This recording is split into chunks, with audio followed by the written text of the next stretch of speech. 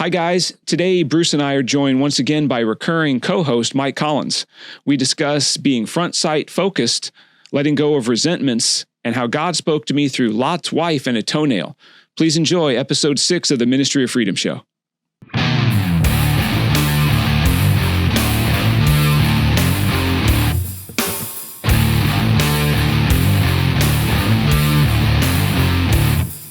All right, yeah, let's roll. Ready to go. So first thing is I want to thank the audience for an amazing and super positive amount of feedback through the first 5 shows.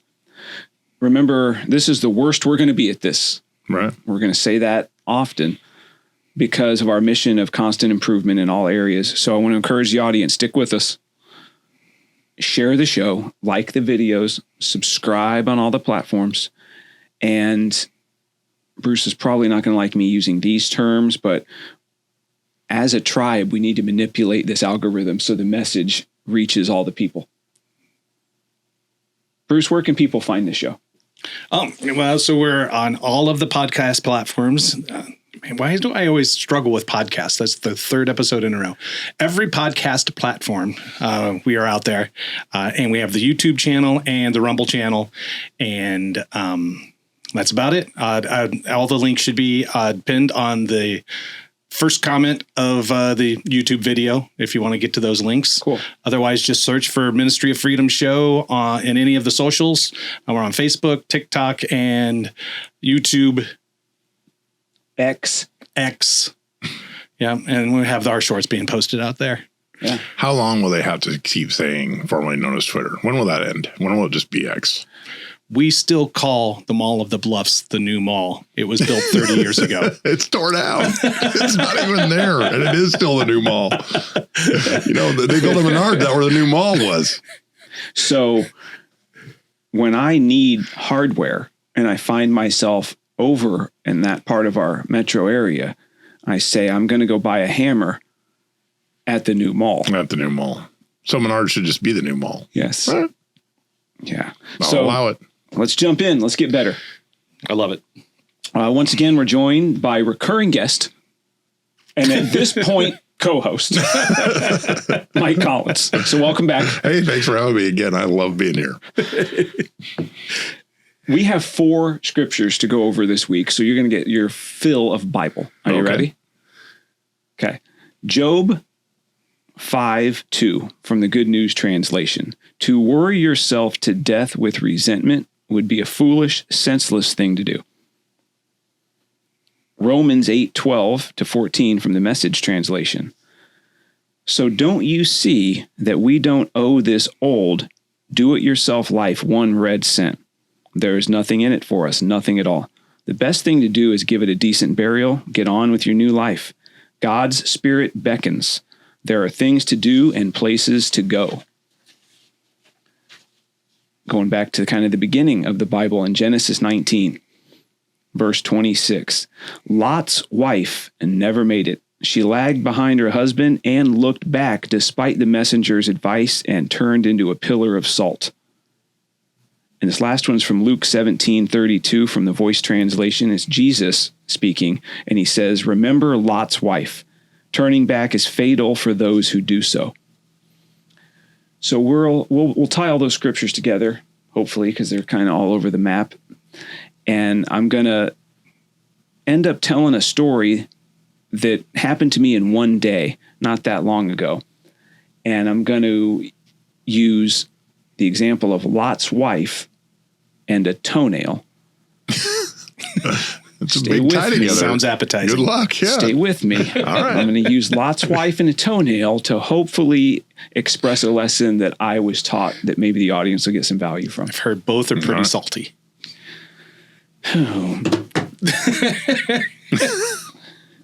Last week, we left off after our discussion on using the anger and the wrongs that we've endured in life as fuel.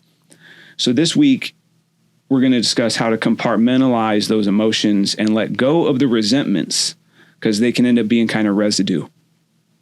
And in our quest for optimization, we have to keep the fire burning while focusing on what is outside our windshields. So we got to look out there while only occasionally glancing up to what's in the rearview mirror. And People, we've all heard that analogy before. A lot of us have heard that before. It's why the windshield's huge. Yeah. The rear view mirror is small. If we aren't looking forward and our eyes aren't out the windshield, we're going to inevitably crash. And it's prudent, though, to glance at what's behind us every now and again. You don't drive safely without looking in that rear view mirror. Right. Those glances help keep us on the path.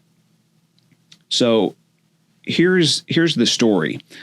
So in my devotional time a few weeks ago, I start real early in the mornings before workouts or anything. It's the first thing I do. So it's typically dark. It's 4:30, 5 o'clock in the morning. So I'm diving in. I don't really know what led me here, but I was in Genesis and I came across the story of Sodom and Gomorrah and Lot and his family as they fled. So that story is in Genesis chapter 19. If you want to dive into it, they're commanded to leave Sodom and Gomorrah, and their command is don't look back. And Lot's wife looks back and she turns into a pillar of salt. Basically, she's dead. And so, okay. So if you want to check that out, Genesis 19. So I decided to go on a little deeper dive, and I was thinking, I wonder if Jesus talks about this chick, because I can't find her name anywhere, which I also found interesting. She's only referred to as Lot's wife. Right. I don't know why that's important. It's just kind of funny to me. So Jesus, turns out, he did mention her. So in one translation, the one I was reading that morning, he said 3 words about her. Mm-hmm. He said, consider Lot's wife. So I thought, okay, I'm going to consider Lot's wife. So I'm going to go do this deeper dive, and I'm going to try to, what happened here? And so I'm doing all my research because he said to consider her. So I did. As I researched, I found the original translations of this whole account from Genesis teach us that Lot's wife turned to salt not because she just physically turned around, but she turned and looked back at her old life with longing in her heart. Yeah. I thought, okay, so I'm on to something here. So now it starts kind of speaking to me. And I found myself doing the same thing over this last season of life as I was preparing to leave my old life behind and press on into the new. And these scriptures are interesting because they caution us against that. The Bible warns us against this behavior because God knows it's in our human nature to hold on too tightly to those things. We tend to romanticize those things. Our past gets romanticized, doesn't it? Oh, for sure. Yeah. We forget that. Think of relationships you've been in. Yeah. All the crying and they end and you're upset and you're like, you just romanticize it. And she was the best and it was great. Come on, man. What are we doing? Right. Well, even when we talk about our past, our stories, and we obviously love them, but at the time the struggle was real, but we pick out just a little, remember the one time that we did this and that was amazing. Yeah. You remember the good. Yeah. So we're romanticizing that stuff. For sure. But I can tell you, here's what's fun about telling those stories is, first, it's actually they're victory stories because we came through those things and we're different men now. Yeah. And the other thing that I love about those stories is we can romanticize them because we don't look back at that time with longing. Right. I don't long to go back to the man I used to be. So I can laugh at those stories and tell them, and they're not damaging to my present or my future because I'm not looking at them with a longing heart. And we're laughing at how stupid we were actually for the most part. Absolutely. Yes. And we're don't want to go back to being idiots. So we just can't believe that we survived it. We want to be different kind of idiots. Yep. At this stage, we need to be different. So the mindset of romanticizing those things, I think what it does, and I know it was doing it for me, is it kept me from enjoying the summer. I mean, I didn't have to go to work this summer. It was beautiful. It didn't rain that much. I mean, I took some vacations, but I found myself, because I was looking back with longing, I wasn't able to enjoy that stuff.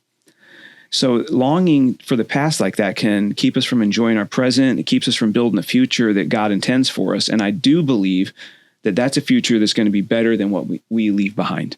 And I can testify to it.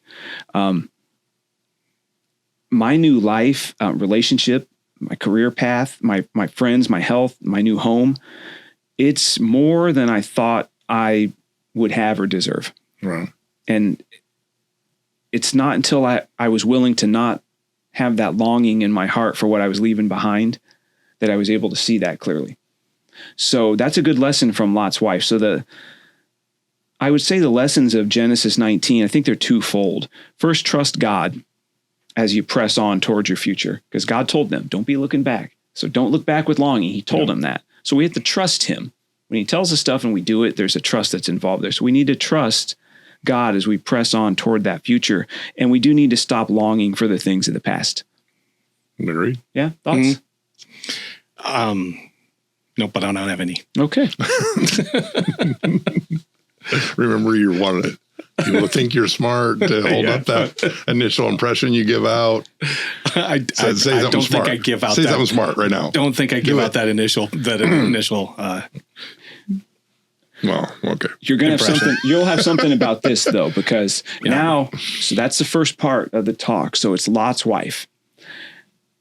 Now the toenail part. This was all the same day. Before we get to the toenail part, let me interrupt because I think we were concentrating on don't focus on the back, but the way what you brought up is with the rearview mirror, you want to be watching for the lessons that you learned. Basically, is what we're saying, and not only that, but to realize when the times were good, because there's some times that you can actually start thinking that I've had such a tough life, that my entire past is filled with nothing but trials. So you don't romanticize the positive, you're romanticizing the negative. And as you were talking, it made me think of this short from The Office. Okay. Now I'm exactly where I want to be. I got my dream job at Cornell, and I'm still just thinking about my old pals. Only now they're the ones I made here. I wish there was a way to know you're in the good old days before you've actually left them. Right? So for me... Wow. It's deep. Yes, it's deep for The Office. It really is. That's good stuff. I wish there was a way to know you were in the good old days. And that's what it made me think of, right? So like right now, we're probably in the good old days already. Absolutely. That we're going, and so we should embrace now because we're creating new good old days. Yeah. It's an interesting season of life for us because we're all reasonably healthy. Yeah. We're not broke. We have 5 decades of wisdom and stories. Yep. And relationships that have been great and some that haven't, and families, and this is a pretty amazing time. People that are afraid of aging, they don't have their trajectories going the right way. Because for me, aging's cool because I get excited because if you're pointed like this, with each day you should be getting better. Right. So you should be getting healthier, wealthier, wiser, closer to God. All of those things should be better tomorrow than today. And the only way to get to tomorrow is aging is part of that. So I'm not going to be one of those dudes that's afraid of that. Right. So yeah, that's good, man. Thank you for finding that. Are you ready for some toenail talk? Yes. Okay, let's go. So this past summer, Bruce and I, we did a lot of morning walks, right? We started that in May. Wow. Yeah. And we would go 5 to 10 miles of walking and talking, and Bruce listening to drama after drama of stuff that was going on with me, and man, was being such a good friend, and it was pretty cool. It wasn't all that though. It was mostly that. He's super nice about it, and I appreciate it. So it led me to having this jacked up toenail. Okay. So it was like it hurt, and it was like, because this used to happen when I used to run a lot, and it was like all kind of filled with blood underneath. And I know that's gross, but it's like, man, my toe's jacked up. But I'm going to keep going. I got to walk because, it's my only mental clarity at this point. It's keeping me sane. So I'm going to go do that. So after several weeks of this nail's ready to fall off. So this started to happen with this nail falling off maybe a week or two before this morning with Lot in the devotional time. So while this was happening, this thing's coming so loose, every morning I'd Band-Aid it up. Just to keep it on. Right? I just got to keep this toenail on. No matter what, I'm holding on to this freaking toenail. Yeah. Right? So I'm wrapping this thing up. Hoping it'll fix itself. I don't know what I'm hoping for, but I know I don't want to lose it. And I know it's not good. And I also don't know what's under there. it could be awful. Yeah. So I'm keeping what I know, right? So I'm wrapping this thing up every day. So I'm desperate to hold on to this dead, ugly, painful thing, because I think it's because I knew what it was and I wasn't convinced that what was under it was going to be any better. Mm-hmm. So I remember the morning I'm reading about Lot's wife in that Devo time. I'm like, is God in some way telling me, let go of this freaking toenail? So the Lord works in mysterious ways. Right? So I don't hear like, I heard from God. Well, I don't. I don't have those audible, maybe some dudes do, and that's cool. Yeah. I don't. Yeah. But I do think that through scripture and things and impressions you get and thoughts that are, and maybe it is God talking to you. I don't know. But I know that I thought, this is interesting. I'm going to think about this. So I get done with that Devo time. All right. Kids, might want to turn away. It's about to get rough. So I decide I'm ripping this thing off. It's pretty well gone anyway, but it hurt a little. I'm like, it's still hanging on there a little bit. And I was like, boom, I ripped this thing off. And I thought this is going to be disastrous. No. Turns out, what do you think's under this mess? I think it's ready to go. Another toenail. Pretty freaking solid. Really? Not gross. I'm like, okay, doesn't hurt. Looks pretty good. I thought, imagine. So I really go deep into this. I'm thinking about this. I'm like, was I just too afraid to let go of this thing? So I'm thinking, okay, this is like this big metaphor moment for me. All right. Now I've let go of my toenail. I'm letting go of my past. And I had this big epiphany. So right then, and this was a while back, and I'm like, I'm going to have a podcast some morning. We're going to talk about Lot's wife and a toenail. And so I think that little lessons to take away from the story, and I know it sounds strange, but there's times that we're too afraid to let go of stuff, to rip stuff off, even though we know it's useless. That nail's useless. Mm-hmm. It's never going to get any better, is it? They don't ever heal. Right. It's never getting any better. I'm not going to wake up one day and say, look, my old nail, it's just, I don't need to tape it down anymore. It's bad. It's gone. It needs to be pruned from my life. It's got to go. So sooner than later, let's just get rid of those things. So I just think that it's funny because God uses a story about a chick from 3,700 years ago. Yeah. Along with a jacked up toenail to teach me a valuable lesson. And I thought I learned a lot that day. I read about Lot's wife, never considered her in my life, ripped an old dead toenail off my foot, and it's still here months later. It's still with you. Brand new. It's still strongest nail ever. But I'm saying the thoughts. It had that big of an impression. Oh, I thought you meant the nail. Yep, no, still with me. Months later, you're still like it is. Yeah, and today's the day you realize the dream of talking on a podcast. It made an impression on me, and I think that as strange as it sounds, we need to be on the lookout for those kinds of things. I think that God will show you things if you're looking. And if you're looking for God in stuff, I think you'll see him more often. No, I just never see God working in my life. Are you looking for it? Yeah. So when you have a perspective of you are looking for those things, I think you'll find little weird miracles happen to you more than you realize. Yeah. So that's what happened for me. All right. Okay, go. I know we got stuff to talk about this. That's great. So the other, I guess the other analogy for just going to keep with the toenail is you also don't want to go off ripping off healthy toenails. Just so that you can get a new toenail. Okay. And self-sabotage yourself. Right. Yeah. I never woke up and thought, nails are pretty solid. Ripping off my I'm nails. sick of this. Because you know what?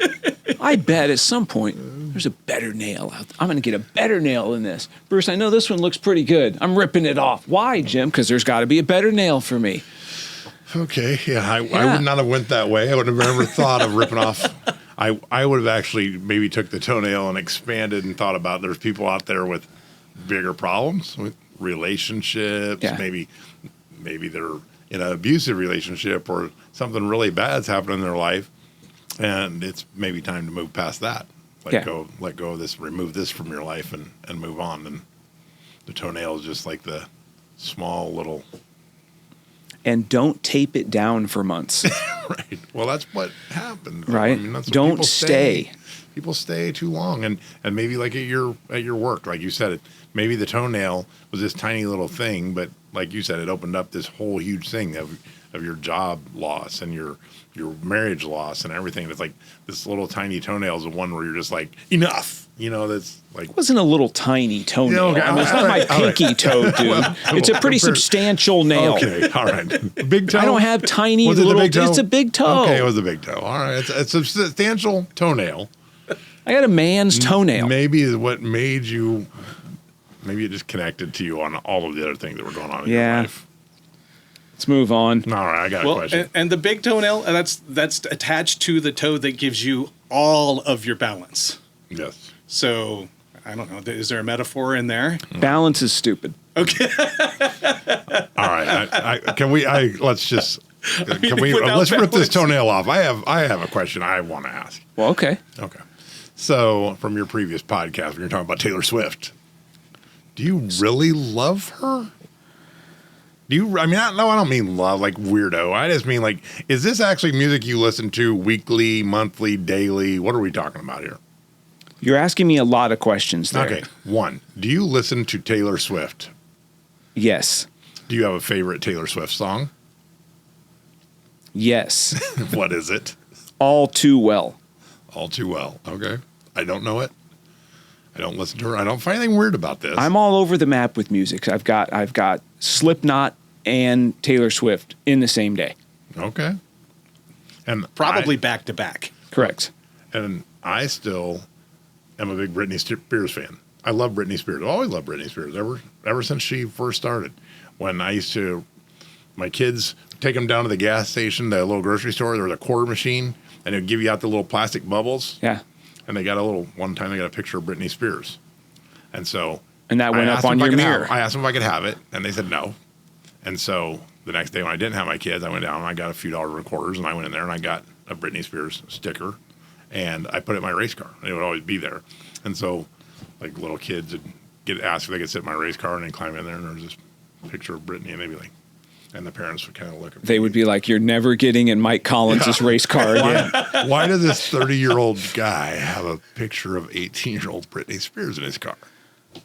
Anyway, whatever. I just wanted to know, because I do watch her. Yes, I'm a Britney, fan. Do you watch her Instagram? I mean, she's obviously I don't, out there. no. She's a little crazy. No. I'm going to suggest you just watch a little I bit will of it. not do that. She's off the deep end, but anyway. So no, I won't. I wanted to ask about Taylor Swift and bring in Britney Spears. I'm a legitimate fan. Yes. Okay.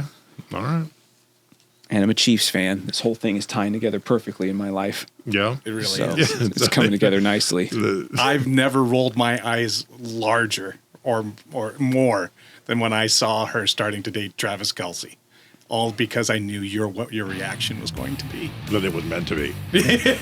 See, I was like, Kismet. Like peanut butter and jelly, Lot's wife and toenails, they just go together. They do. they They do. just fit together. Yes. I was like, it was a marriage of Jim Motz's two most favorite things in the You world. did bring Toenails and Lot's wife back together. And I actually thought when you said what you were going to try to tie them together, I thought it was a bit much, but you did it. So congratulations. See how it comes across. Yep. It makes sense in my head. Even typing stuff out, notes on this, I'm like, man, what am I doing? Yeah. But it's out there now. Yep. So, action steps. You ready? We have one. All right. Let's discipline our minds to not look back with longing at things God is clearly telling us need to stay in the past. That's going to take discipline. It's okay to remember things, and it's necessary to remember things, especially when those memories are fueling our comeback, but only with a glance in the rearview mirror. We need to be front sight focused. We need to let go of resentments. We need to empty our hearts of all those things, because if we don't, there's no more room. There's no more room for God, for love, for opportunities, for joy, for growth, and there's no room for the things that are going to be necessary to help us optimize our lives. Final thoughts? All I can say is that I understand why you don't want to focus on the rearview mirror. The only thing I look at it that for is for flashing lights, honestly. And that's kind of like life, too. You're looking in the rearview mirror, possibly at the emergencies. And like you said, you don't want to long, but it's kind of about the emergencies too. They'll show you what could come up from behind and trip you up. Yeah. So you have to be aware. Yeah. And the past can come up and trip you up. That's why it needs to stay back there. Yeah. Right? That's why, I mean, you don't need to follow the high school girlfriend on Facebook Right. if you're a married dude. Right. For an example, sometimes the past needs to stay back there. I live 4 minutes from my old house. I never drive by it. Right. I'm not doing it. It's in the past. No. I don't need to glance at that. No. But I need to be aware that, the things that we used to be and the people we used to associate with, those things can come back and bite us if we're not careful. And the old mindsets as well are also dangerous. We got to be careful. You good? I'm good. So remember, if the show is providing you a fair exchange of time for value, to share, review, like it, and subscribe. You're doing all that, aren't you, Mike? I'm everywhere I Okay, can be. I'm going to ask you every time. I'm trying to like and share. You're the marketing guru. Marketing guru. All right. Week 1. I'm going into week 2. I don't know if you know this or not. Bruce is probably aware of this, and I think the audience might know at this point too. I self-fund this deal. I've heard that once or twice. With the goal being impacting lives and helping as many people become the optimized versions of themselves as possible. The show's growth is in the audience's hands, and so I ask that you take that responsibility seriously. Till next time, see ya.